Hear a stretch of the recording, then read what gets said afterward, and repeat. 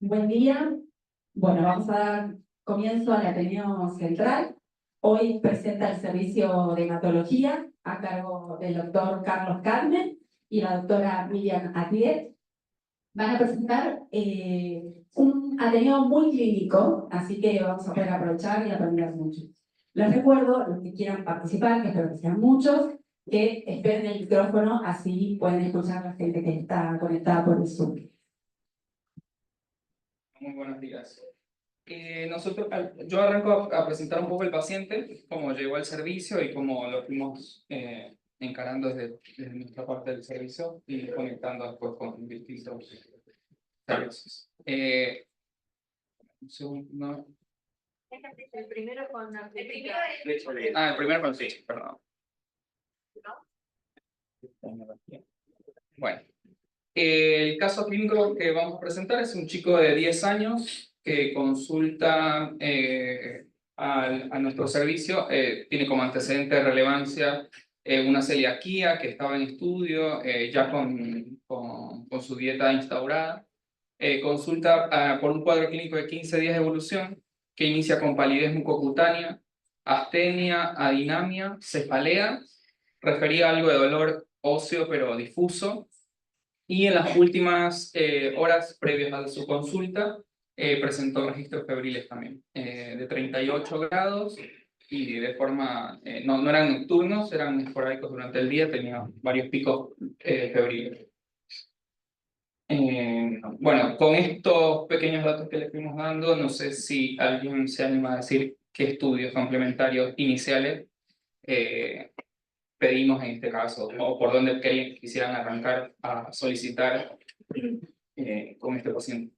Quizás ante los estudios hacer un examen clínico exhaustivo y abrir un poco la anamnesis, ¿no? Sobre la base de los antecedentes de enfermedad actual, pasada, familiar y una situación clínica epidemiológica para poder entender un poquito más el problema antes de estudios, que hay una idea de algunos que se pueden pedir, pero sobre todo quizás también se oriente más a los hallazgos clínicos.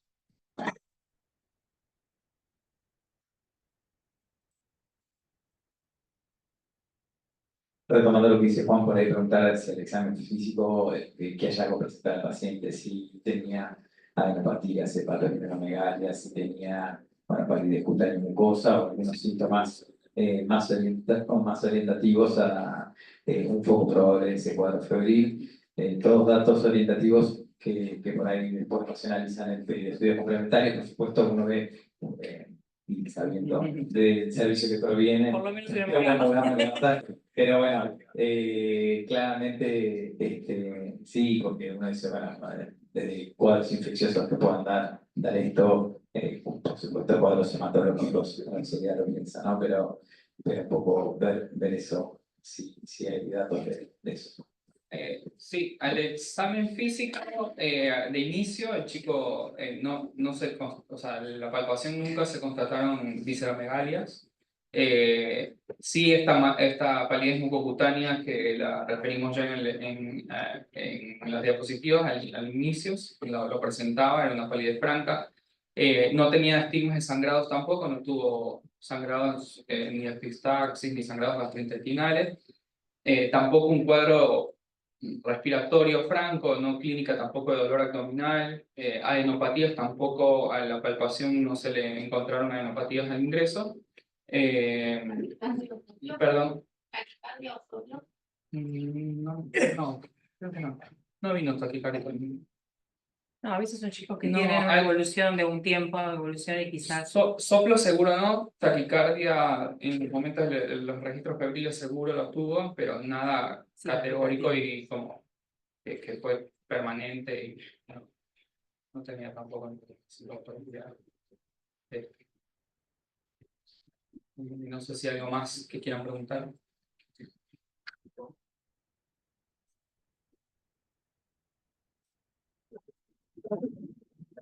¿Tenían antecedentes más allá de infecciones de, no sé, vacunación o de sangrados, de cosas, algo de eso? No, no, no. Y por otras cosas previamente sanas. Celiaquía. Salvo la celiaquía que la mencionamos previamente sano, sí.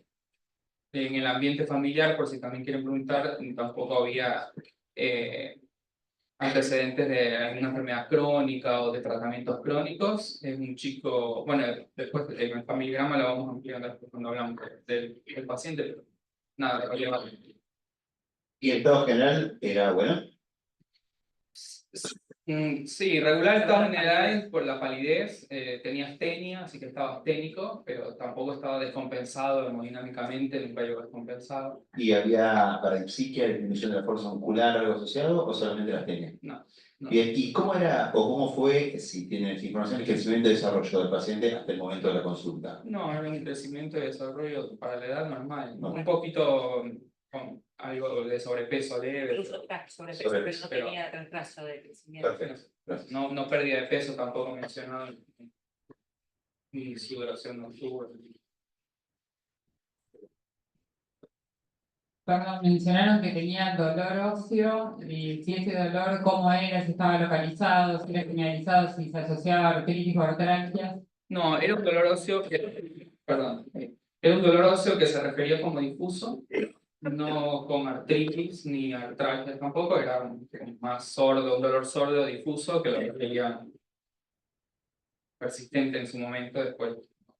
Igual después no fue tan significativo en la evolución del paciente. Yo creo que era más parte de la astenia y de todo el compromiso general del paciente. Como parte de que él lo refería, pero pues en la evolución no fue así. Y foco clínico para la fiebre, no había el examen físico no, al inicio.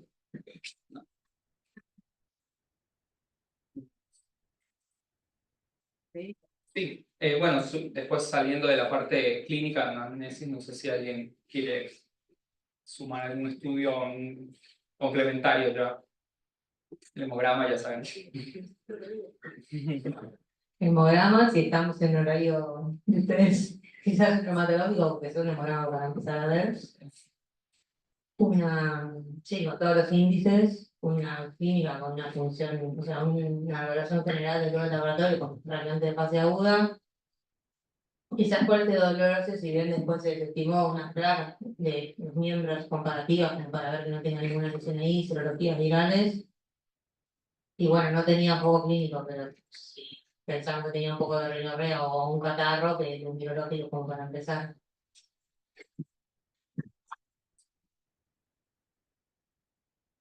Bueno, sí, un poco todo lo que fue diciendo. Sí. Teníamos hicimos el hemograma, o sea, se solicitó el hemograma, se solicitó una química, serologías también, y bueno, después fuimos haciendo complementarios también nosotros. En cuanto al hemograma, este es el hemograma del ingreso, su primer hemograma del servicio, tenía una hemoglobina de 7, un hematocrito de 18, 9.000 plaquetas, con una linfopenia y también una neutropenia marcada. ¿Sí? Dentro de la química no tenía química con parámetros de Lipschitz tampoco, y las serologías que después, obviamente estas uno las solicita en su momento, las tiene después, terminan siendo todas negativas. Que fueron PCRs. Fueron PCR.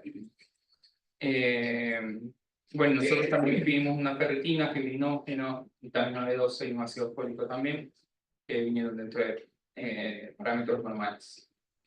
Quería aclarar que la ferritina, el fibrinógeno, nosotros lo pedimos de una vez que tuvimos las citopenias, en el contexto, a pesar de no tener visceromegalias del paciente, como parámetros de activación macrofágica. Y la B12 y el fólico también los pedimos en pacientes con citopenias, ¿sí?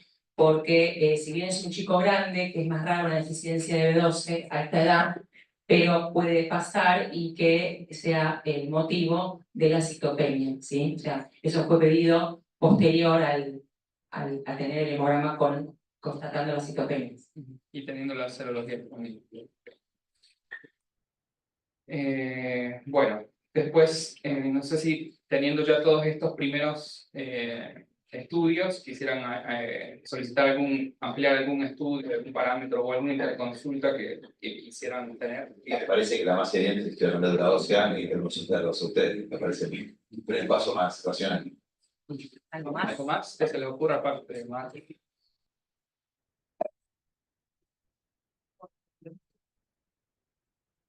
Digo, Si no, no me acuerdo si lo dijimos antes o no, pero pesquisar tóxicos o alguna, digamos, algo medioambiental que podría interferir con la producción de la médula, más allá de la interconsulta con marco tóxico, yo no sé si lo dijimos en el interrogatorio, pero podemos agregar eso. perfecto. ¿Algo más se les ocurre?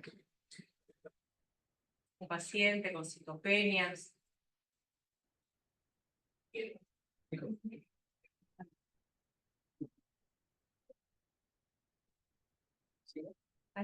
No sé qué querían.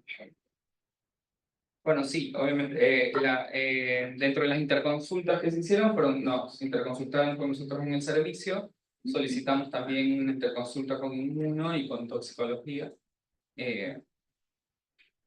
Después, iniciando con los estudios que fuimos teniendo, parte de los estudios, que es el estudio inmunológico, se solicitó un dosaje de gamma globulina. Inmuno también amplió el estudio con las poblaciones linfocitarias, perdón, en el cual descartan una inmunodeficiencia social. No sé si está acá la otra vez. Sí. Si André quiere agregar algo sobre este laboratorio. Bueno, en realidad sí, es un laboratorio amplio. Nosotros desde el punto de vista inmunológico y dentro de la clasificación de errores secretos de la inmunidad, hay una tabla, que es la tabla 9, donde se clasifican las fallas de médula ósea con genes comprobados que dan cuenta de errores innatos de la inmunidad que van asociados a estas fallas de médula ósea. Generalmente son compartidos con hemato porque entran todos los defectos genéticos de Fanconi, todos los defectos genéticos de diskeratosis congénita, todo lo que es SAM-B9, SAM9, DN, etc. No importan los nombres. Nosotros entonces a través de esto pensamos en estas patologías, pensamos también en lo que es la alteración de la transcobalamina, pero como dijo Miriam, son pacientes más chicos que empiezan en las primeras semanas de vida, que también se pueden presentar como una inmunodeficiencia combinada, por eso la valoración humoral y celular que ven. Y también lo otro que pensamos son cosas que en realidad son inmunodeficiencias que asocian fallas primarias, como puede ser GATA2, pero tienen otra clínica, y lo que puede ser una presentación menos frecuente de linfoproliferación ligada al X, que es por variantes en SAP. Por lo tanto, generalmente, más allá de una valoración completa, digamos, de humoral y celular, solemos pedir PCR para Epstein-Barr y ERNA para ver si serológicamente se lo convirtió bien el contacto con el Epstein-Barr. Y solemos hacer, más allá del interrogatorio exhaustivo, que lo hacemos desde pediatría, todas las especialidades lo hacen, también vemos otras manifestaciones que pueda tener el paciente, porque los síndromes de falla medular hereditario generalmente asocian otras cosas extra médula ósea y extra inmunodeficiencia que dan cuenta o nos pueden orientar a tal síndrome o a otro, como pueden ser displasias ectodérmicas, leucoplaquia, malformaciones óseas, malformaciones genitourinarias, etc. Pero bueno, ustedes van a ver que la evaluación es amplia en cuanto a lo pedido, pero es porque hay un montón de cosas en las cuales pensar. Y más allá de eso, otro dato que le podemos sacar al laboratorio inmunológico es que a veces, aunque no sea la causa inmunológica, pueden ser defectos, porque lo que se está afectando es la stem cell, de donde salen los linfocitos, digamos, y uno puede colaborar en el tratamiento, más allá del tratamiento inmunológico, o si el norte es un trasplante, en medicación de sostén. Muchas gracias. Bueno, continuamos. Dentro de los estudios, esto se va haciendo como en paralelo. Nosotros lo fuimos como separando también por los estudios que fuimos haciendo, depende de cada servicio.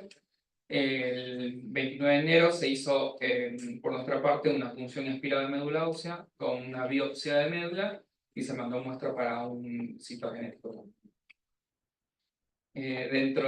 Como resultado de la citometría de flujo de la médula ósea, no se observaron elementos identificados como blastos. Después en la biopsia de médula nos describen también ya nos dan como resultado una plasia medular severa. El citogenético no fue representativo, tuvo escasas metafases, así que tampoco fue representativo.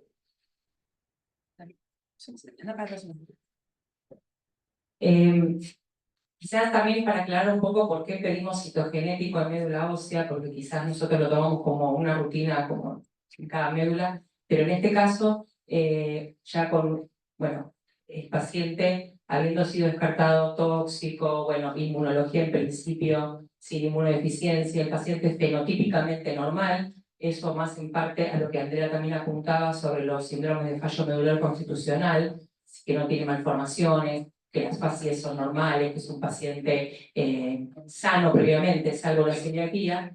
Entonces uno, como diagnóstico, supone que es una aplasia medular, que es en general siempre un diagnóstico más de descarte, ¿sí? Habiendo ya pasado por todo lo que vimos antes, ¿no?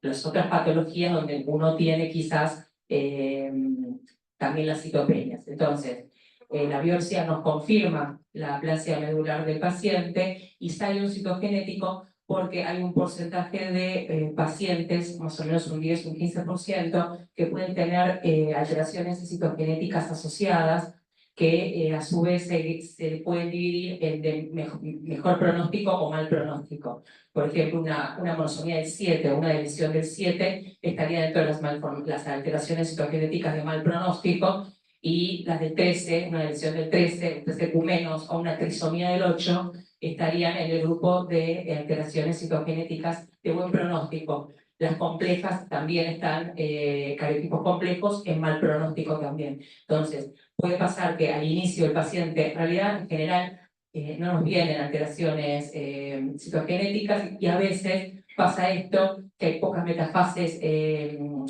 el informe y no se puede evaluar, porque como el paciente está muy aplásico, es difícil rescatar las metafases.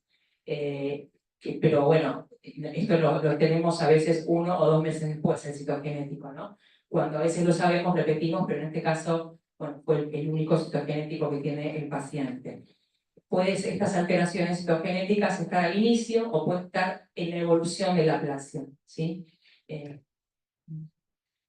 Como para ver lo que es una anemia plásica, que lo llamamos así en forma general, es la destrucción de las células hematopoyéticas, que pueden ser diferentes los mecanismos, ¿sí? Pueden ser por daño directo, donde ahí tenemos los químicos, los tóxicos, todo lo que interroga toxicología, justamente en este caso que dijimos la consulta con toxicología. Hay cosas que sabemos si hizo el paciente o no, que es la quimioterapia o la radioterapia, pero eso ya lo vamos a tener en el interrogatorio. Todas las afecciones virales, ¿sí? Con las serologías que también lo vamos evaluando. Y ahí tenemos la vitamina B12, la enfermedad, el hemofagocítico, que también en parte por eso pedimos los parámetros. Y después tenemos el número 3, los fallos medulares constitucionales, que siempre hay que descartarlos. El Fanconi es el más frecuente de los fallos. Y descartarlos, ¿por qué? Porque el tratamiento es muy diferente al de la aplasia medular idiopática adquirida de un paciente que no tiene un fallo constitucional. O sea, la aplasia de un fallo medular constitucional se trata de forma diferente al de la aplasia adquirida. Entonces, eso siempre lo descartamos, y ahora vamos a ver qué más le vamos a pedir, además de principalmente el examen físico, que hay pacientes que ya cuando entran al consultorio tienen un fenotipo característico de alguno de estos síndromes, o sea que uno se puede ir derivando a esencia de diagnóstico. Y después está lo inmunomediado, que si bien hay cosas que son específicamente inmunomediadas, como las patologías que nombró André, también las causas virales, por ejemplo, el mecanismo, además de ser una toxicidad directa, también genera un mecanismo inmunomediado. Y cuando no se encuentra nada de esto, que es en la mayoría de los pacientes, ninguno de estos antecedentes, la aplasia es idiopática, adquirida, inmune, ¿sí? Que es la que está remarcada, que sería el caso de nuestro paciente.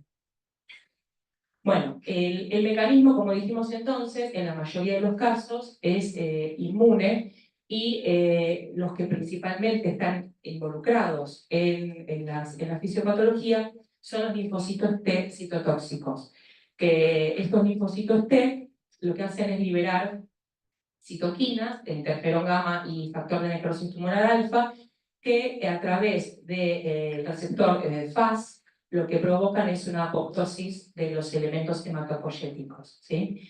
Después el gráfico que está sobre la derecha, ¿sí?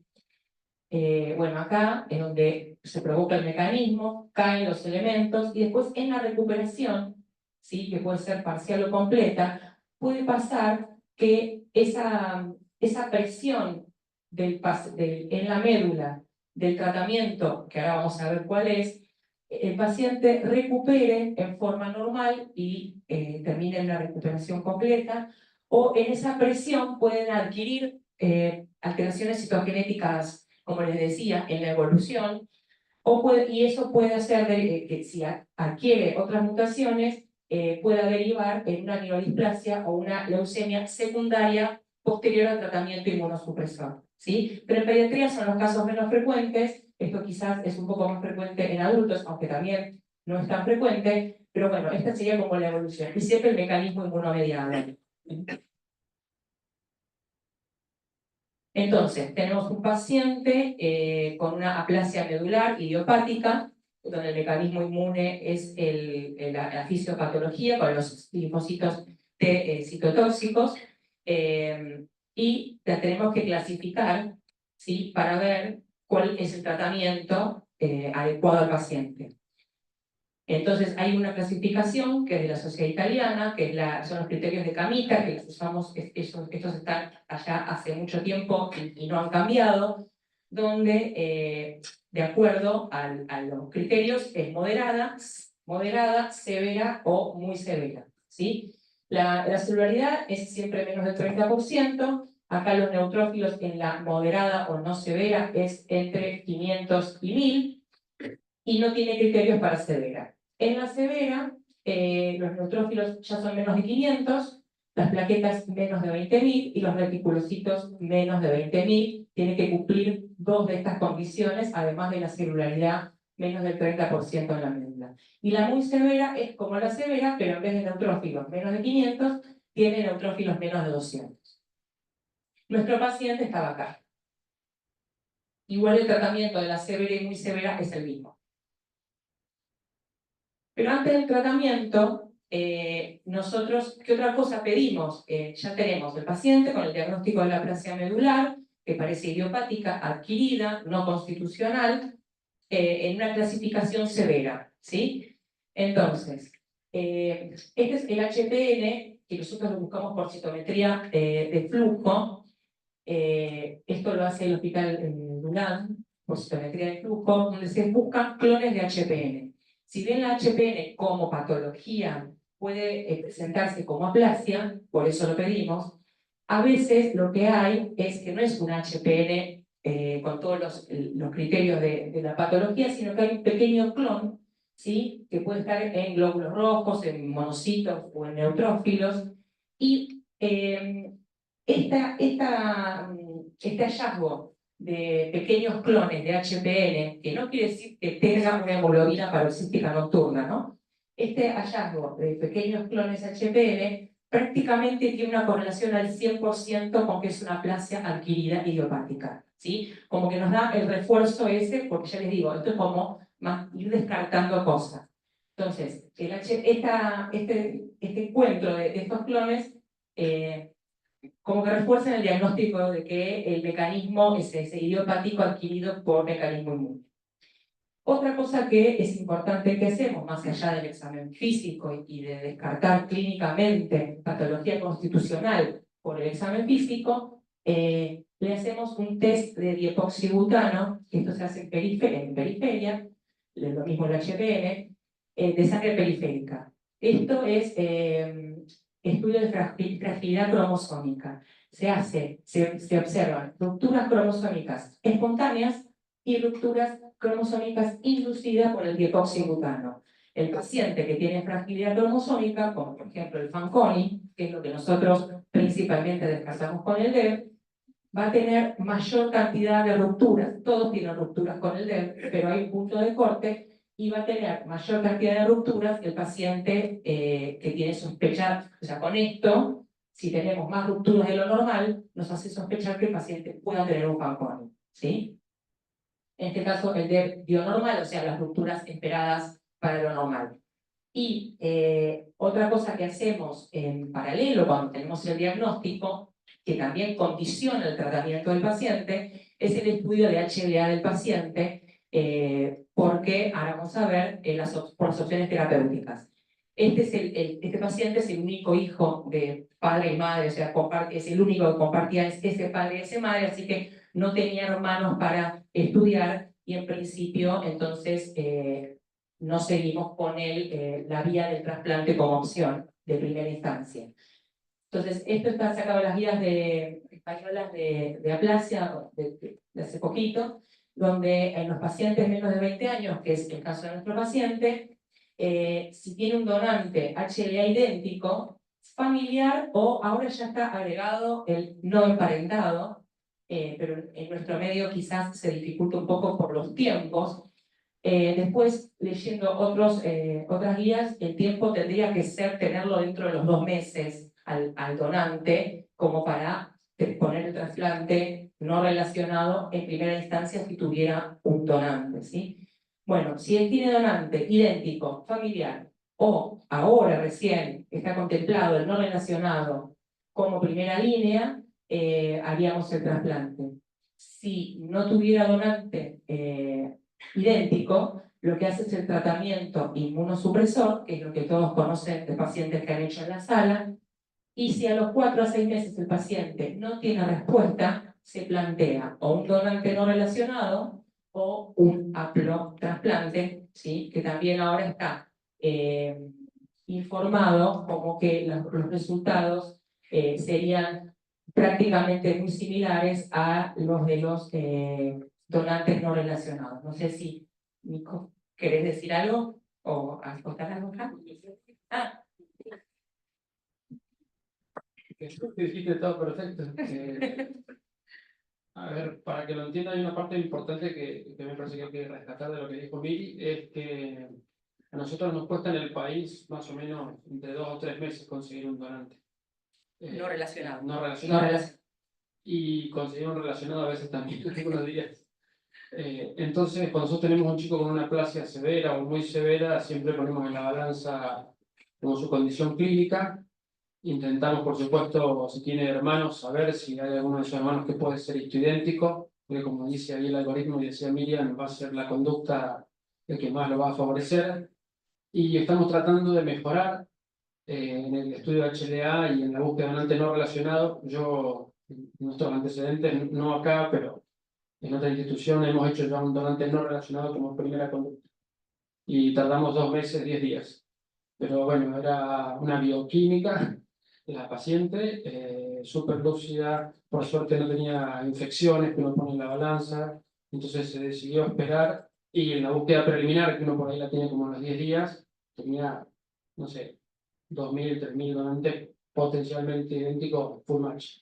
Así que esa paciente salió perfecto. Es algo que afuera está relatado ya cada vez más frecuente y por eso los españoles lo comentan de esa manera.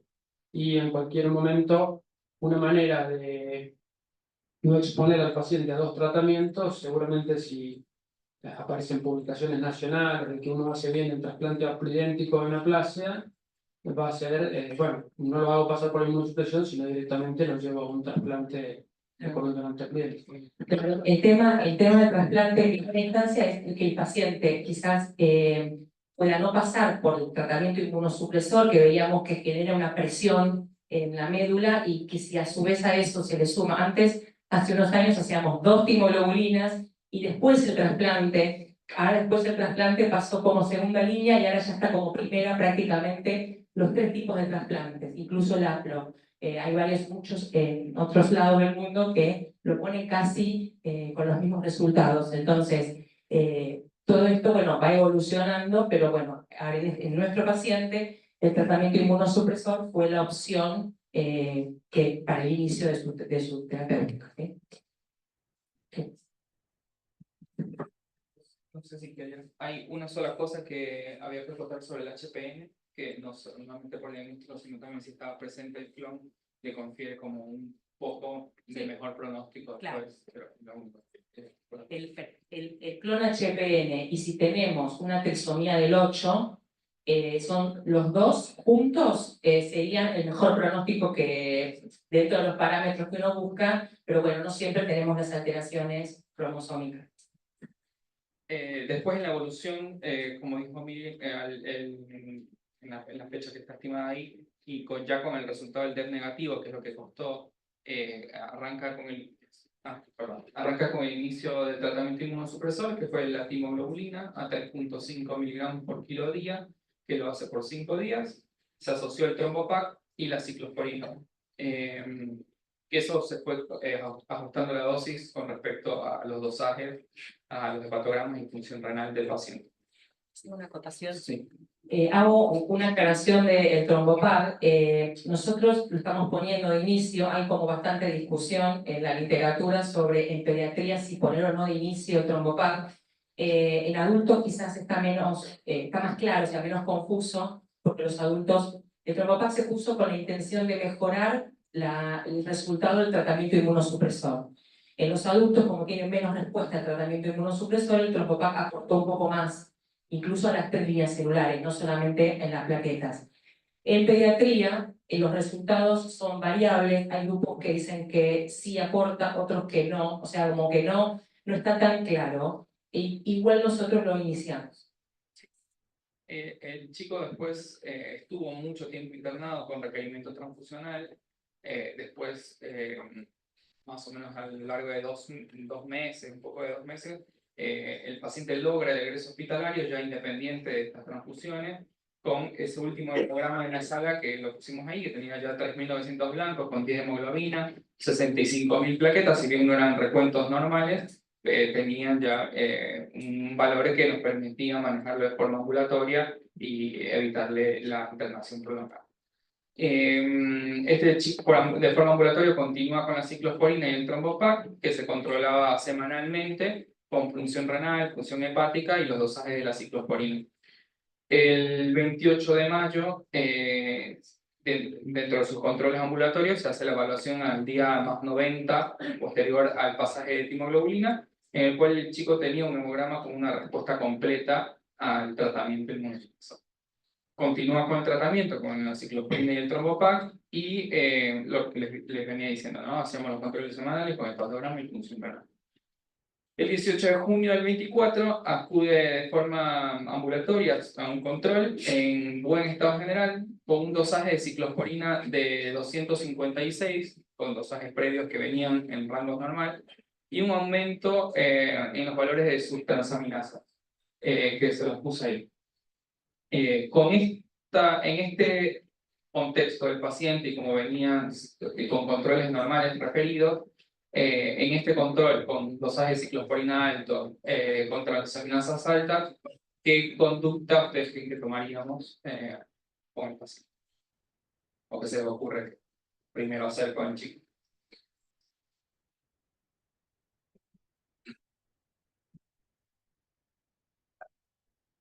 Asumo que era asintomático, o sea, era aumento Sí, de en este momento sin Ahora sí, de inicio sí. Sí, sin dolor abdominal, sin otros síntomas asociados.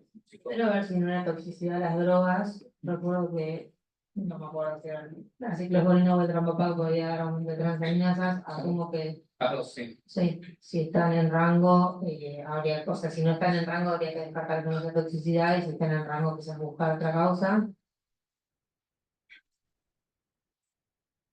nuevas serologías virales en un paciente que fue inmunosuprimido durante bastante tiempo, quizás podría aportar algo más.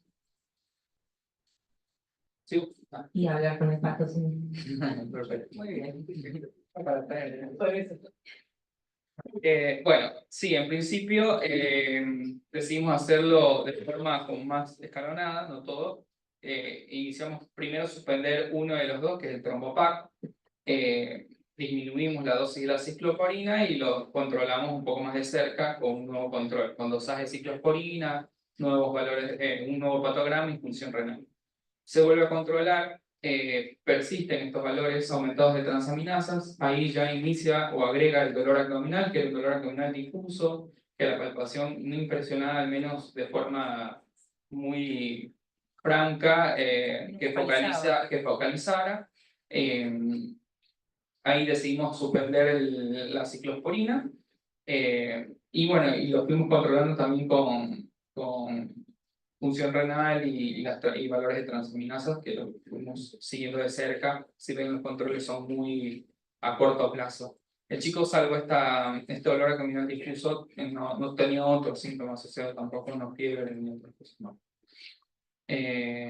Bueno, y ahí un poco respondió todo ya en una sola Claro, vez. porque a pesar de haber suspendido el trombopac y después la ciclosporina, nosotros priorizamos el trombopac porque ya le digo, no es quizás lo más importante del tratamiento, entonces es lo primero que suspendemos. La ciclosporina está apenas un poco aumentada, 256 para un máximo que nosotros toleramos de 250, igual siempre tratamos de tenerlo entre 150 y 200, y bajamos la dosis. Y a pesar de suspendido todo, el paciente seguía aumentando, en la tablita, seguía aumentando las transaminasas y empezó a aumentar la gamma GT también, ¿sí?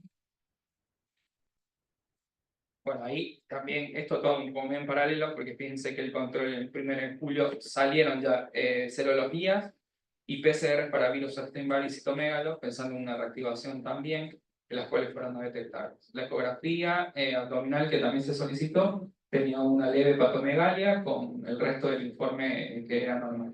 Y bueno, obviamente se hace la interconsulta formal con el servicio de patología. Carol, ¿querés?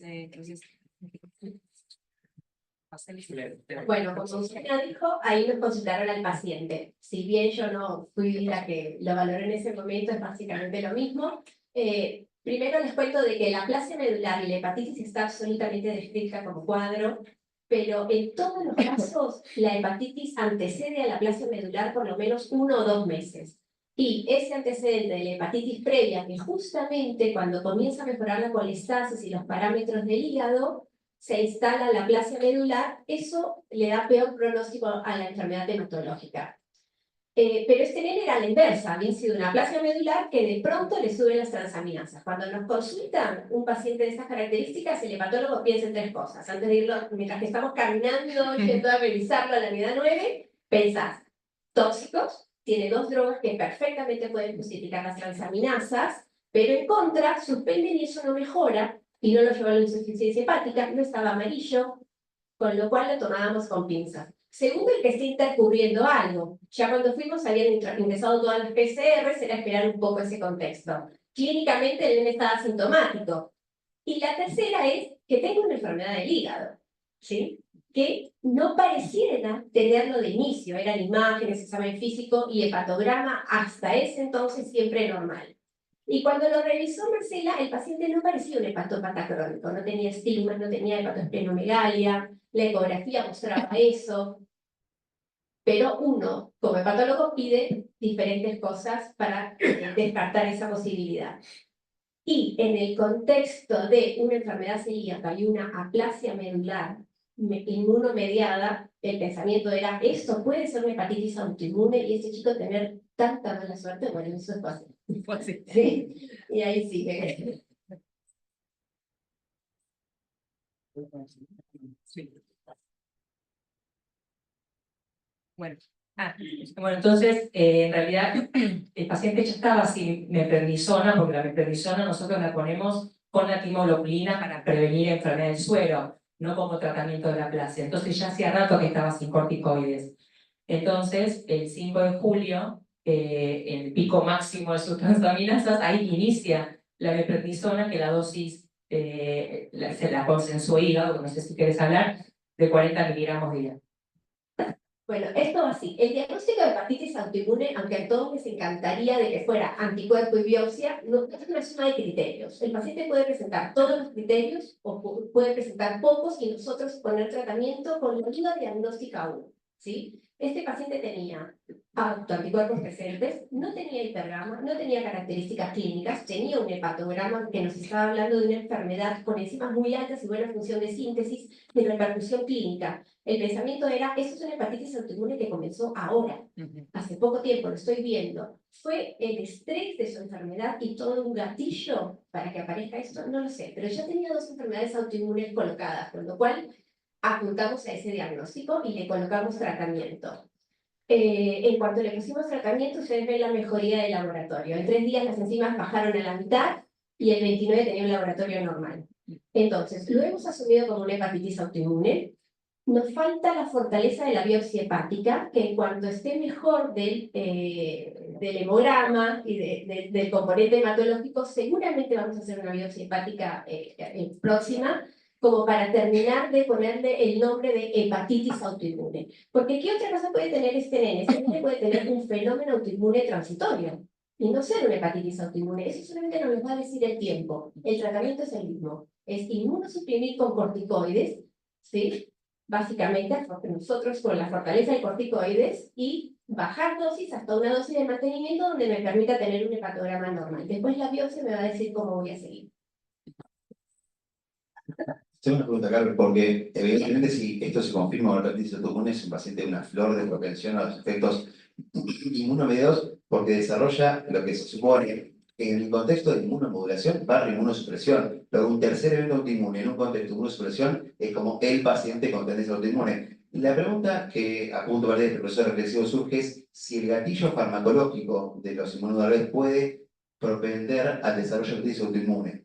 Que no se enferma porque no sé si han tenido casos de un paciente que debuta hepatitis autoinmune en el contexto de inmunosupresión. El hígado no estaba enfermo antes, comenzó ahora y cumple criterios. O sea, no está descrito que una droga promocione la aparición de hepatitis autoinmune. Claramente la hepatitis autoinmune es una predisposición genética. El medio ambiente y el momento puede condicionar el que se exprese o no. Pero si esto va a ser una hepatitis autoinmune, yo te lo voy a decir en el tiempo. Si esto fue un fenómeno autoinmune transitorio y yo en 8 meses tengo una biopsia normal, voy a retirar atrás. Voy a dar un paso atrás y te voy a decir, esto fue algo autoinmune que impactó en el hígado, que lo resolvimos con corticoides y después veremos. Pero hoy no te puedo asegurar que sea una hepatitis. Y vos decís, ¿por qué no lo biopsiamos ahora y ya nos sacamos la duda? Porque histológicamente no va a haber mucha diferencia. Entonces, quiero ponerle mejores condiciones. Yo ahora le tendría que hacer una biopsia transyugular que va a venir pocos espacios porta, someterle a un procedimiento con mayores riesgos desde lo hematológico, y entonces me conviene por ahí enfriarlo, tener 6, 8 meses en un laboratorio todo normal y biopsiarlo, esperando a ver qué es lo que me dice el hígado en ese momento. Hay una histología que me dice todavía hay un componente inflamatorio con ciertas características que da la hepatitis autoinmune, es una hepatitis autoinmune y va a seguir con el tratamiento por varios años. Y si no, experimentaremos retirar el tratamiento inmunosupresor, porque por hemato ya no requiere el tratamiento con corticoides, con lo cual yo retiraré lo mío y veré qué es lo que pasa. Sí, y otra cosa importante es que luego de haber mejorado las transaminasas, reiniciamos la ciclosporina y el paciente se mantiene desde hace más de un mes con transaminasas normales. Nosotros también hicimos esta respuesta a lo que vos decís. Sí. Pudo haber sido la droga, algo le pasó en ese momento y se expresó así. Así no es tan fácil darle nombre y apellido a lo que está pasando. Y la pregunta tuya también, Juan, si a pesar de la droga hizo la hepatitis, porque eso también nosotros se lo preguntamos a las chicas y quizás, no sé, corregime Carol, que quizás la ciclosporina no es la opción terapéutica principal de la hepatitis. Entonces, claro. Validada para usar NAIF en un paciente, o sea, puede ser perfectamente una droga de tratamiento. Ah, bueno. Y así todo la hizo. Así todo lo hizo. No estaba con los corticoides, que es la opción terapéutica como... para el hígado, exacto. Sí. Claramente la agresión hepatotóxica la asociación causal de la no repique de tránsito, como se recoloca la ciclosporina, lo descarta la hipótesis primaria, mejor dicho, la confirma, pero aún así deja muchísimas dudas, es muy interesante, creo que es el tiempo lo que va a demostrar hacia dónde se define esto. Sí, y además teníamos laboratorio con anticuerpos positivos, más allá de lo que quizás tóxico. Lo que no le volvimos a introducir fue el trombopac, porque el paciente ya tiene plaquetas estables y la verdad que era agregarle algo más tóxico y solamente le pusimos la ciclosporina, que es lo que principalmente es el tratamiento de la aplasia, ¿sí? Bueno, entonces, como decía Carol, la anemia plástica en realidad es una anemia plástica asociada a hepatitis, porque la hepatitis surge unos meses antes, está descrito hasta el año, un promedio de 6 meses, luego una hepatitis aguda. A veces pueden ser en forma simultánea las dos, pero es siempre posterior. O sea, aparece la hepatitis primero y luego posterior. Es independiente de la edad y el sexo y de la gravedad de la hepatitis, pero sí, sin embargo se reportó más común en niños y adolescentes. Este chico, bueno, es adolescente. La etiología, siempre hablando de la hepatitis primero, ¿no es cierto? Se atribuye a varios virus, que pueden ser virus de la hepatitis A, B, C, D, E o G, otros virus distintos de la hepatitis como el parvo, el citomegalo, el Epstein-Barr, u otros virus desconocidos no A no E, ¿sí? Puede pasar también luego de un trasplante hepático por una hepatitis no A, no B, no C. Incluso, bueno, hablan de la anemia plástica posterior a la hepatitis y el tratamiento es la terapia inmunosupresora o eventualmente el trasplante de la misma forma que la aplasia no asociada a la hepatitis. ¿Qué se ha postulado como mecanismo fisiopatogénico? Que los linfocitos T citotóxicos, que son los que vimos que eran los elementos fundamentales en la fisiopatología de la aplasia, reconocen antígenos similares entre el hígado y las células de la médula ósea en el periodo precoz de la hepatitis. Y habría una expansión de estos linfocitos T citotóxicos con la posterior destrucción de la médula ósea, ¿sí? Acá parece haber sido al revés, pero bueno, no sé. Hay una proporción alterada de CD4-CD8 porque privan los CD8 sobre los CD4 en este tipo de pacientes, como está descrito, y también parece que las células T reguladoras controlan y detienen la progresión de la enfermedad autoinmune, y en este caso lo que estarían es reducidas en estos pacientes, entonces no controlarían a esos otros linfocitos T. Andrea, ¿me podés corregir en lo que quieras? Hay también alteración, se vio alteraciones en la diferenciación de monocito macrófago y también disminuciones en el nivel de interleuquina 1. Y además, aparte de todo este mecanismo inmunomediado, hay algunos artículos que hablan de longitudes de telómeros más cortas en estos pacientes con las aplasias secundarias a la hepatitis. Saben que los telómeros, las telomeropatías, bueno, estos pacientes no eran disqueratosis, las telomeropatías como la disqueratosis son enfermedades justamente de los telómeros que son, se hacen más cortos y eso lleva a la apoptosis celular. Entonces, hay algunos artículos que describen que la longitud telomérica en estos pacientes estaría más acortada. Lo dejo así como un posible mecanismo fisiopatogénico más. Bueno, nada más, muchas gracias.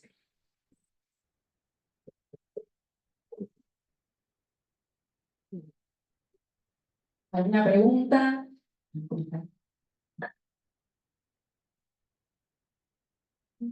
Bueno, en consideración de que, bueno, primero felicitaciones. En consideración que a veces los que son aplasias hereditarias no manifiestan toda la clínica ni tienen todas las características extramedulares. A veces pasa que no es tan claro, y los síndromes a veces también de inmunodeficiencia, a veces presentan con la médula primero y todo lo demás después. No siempre es tan fácil diferenciar lo que es adquirido de lo que es congénito. Merecerían un estudio molecular todos, sobre todo porque hay... No, pues sobre todo porque hay en la misma disqueratosis, por ejemplo, modos de transmisión autosómica dominante, recesiva, ligada al X, que no solo hacen a lo que es el paciente, sino un consejo genético adecuado a la familia. Me parece que deberían hacérselo todos, no sé qué se hace en la práctica y qué difusión tienen los hematólogos con respecto a esto. Bueno, eso es una discusión que siempre aparece. Primero, a ver, te digo, históricamente los fallos medulares tenían muchas peores respuestas hace muchos años y seguramente era porque algunos de los fallos constitucionales no se diagnosticaban y esos pacientes caían como aplasias y no respondían porque eran otra cosa, estoy hablando hace mucho. Después fue evolucionando y se fueron conociendo los distintos fallos. El Fanconi es el que fundamentalmente está asociado a la aplasia, por eso el TEB. Y tu pregunta, tendríamos que incluir por lo menos el estudio de los telómeros, que no está accesible. En un momento lo hizo, quizás el molecular sería como muy ambicioso, no, tampoco me parece que sea necesario en todo, pero si yo te tengo que decir algo más, me parece que el estudio de los telómeros, y eso lo hizo en un protocolo de la academia hace unos años, donde estudió la longitud telomérica de los pacientes con aplasia. Pero ahora no está disponible, porque justamente hablábamos eso el otro día, tanto para trasplante como para tratamiento inmunosupresor, sería muy adecuado saber si el paciente tiene un síndrome de fallo medular, porque el trasplante también es distinto, el condicionante es distinto. Entonces sí, pero no hacemos estudios moleculares, tampoco no tenemos el acceso a todo. Sí descartamos la mayor proporción, que es el Fanconi, el examen físico del paciente, que también, si hay alguna duda, lo hemos pedido específicamente. Incluso también, bueno, obviamente, si hay alguna duda, incluso si hay un donante relacionado, ¿no? También, sí. Pero yo agregaría la longitud telomérica, pero los moleculares así amplios no están descritos como sí o sí hacerlo de inicio. Pero sí, yo agregaría la longitud, que eso sí está escrito como parte del screening, como si hiciéramos el TEP. Está puesto como parte del laboratorio inicial, pero no tenemos la disponibilidad. ¿Algún otro comentario? Bueno, muchísimas gracias al Servicio de Meteorología y a todos los servicios que colaboraron.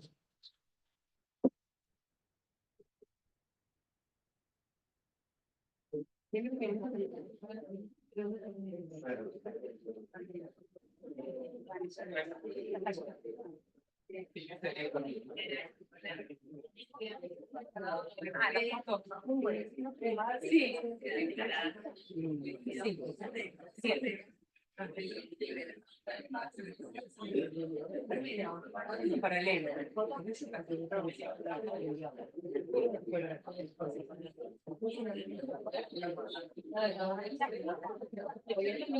La leucemia le hay que la médica. Por eso. Sí, no la. La primera. Sí, totalmente. Sí, sí. Sí, porque si es una leucemia, es más fácil. Claro, ya que sí. Bueno, gracias.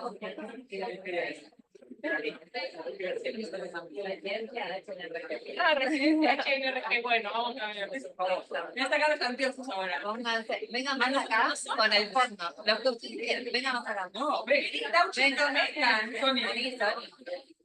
Vengan más acá si no tapan con el proyector. De este lado. Ah, de este lado.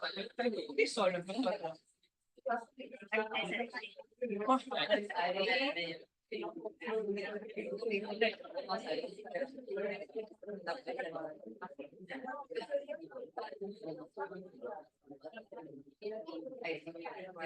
Muy buena. Residencia HNRG. Bueno, Después lo ven, dejando a mis hijos. felicitaciones. Bueno, gracias, De nada, gracias a ustedes. Sí, fue la dedicación. Terminé la cabeza. Mucho estímulo, porque yo llegué, tuve 3 horas. Por suerte estaba bastante.